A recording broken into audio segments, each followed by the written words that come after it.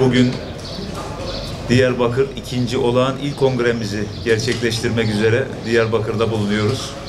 İslam'ın Anadolu'ya giriş kapısı olan Diyarbakır, sahabiler şehri, peygamberler şehri, Mekke ve Medine'den sonra en çok sahabinin kabrinin bulunduğu ifade edilen bir İslam toprağı ve Anadolu'nun diğer bölgelerinden 400 yıl evvel İslam'la tanışmış, İslam toprağı olmakla müşerref olmuş Diyarbakır ve bu sebeple de tarih boyunca İslam kardeşliğinin, ümmet kardeşliğinin merkezi olmuş Diyarbakır ve aynı zamanda da İstanbul'un fethinin yıl dönümü gününde Diyarbakır'ımızda bulunuyoruz ve aslında Diyarbakır'ın fethinin de yıl dönümü sayılır.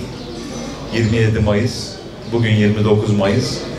Bu sebeple hem bu fetihlerin yıl dönümü olması hasebiyle hem de İslam toprağı, İslam kardeşliğinin merkezi Diyarbakır'da bulunmaktan dolayı büyük bahtiyarlık duyuyoruz. Tabii milli görüş olarak 50 seneden fazla zamandır bu bölgedeki insanımıza, halkımıza en yoğun kardeşlik duygularıyla muamele ettik ve kendilerini kucakladık. Bunun en güzel örneği merhum liderimiz Erbakan hocamızın yaklaşımlarıdır. Allah gani gani rahmet etsin.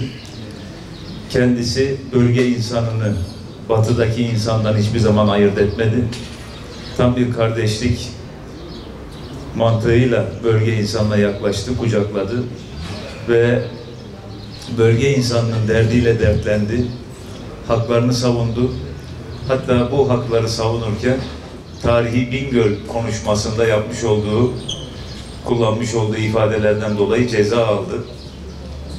Allah kendisinden razı olsun. Kendisinin bölgeyle ilgili söyledikleri meşhur, bu bölgedeki insanımız da hatırlayacaktır. Türk'le Kürt'ü ayırırsan ortada ne Türk kalır ne de Kürt kalır. Ama Türk ve Kürt bir olursa karşısında Amerika'da duramaz, İsrail'de duramaz diyordu. Bizim milli görüş olarak meseleye bakış açımızı özetleyen çok güzel bir ifade.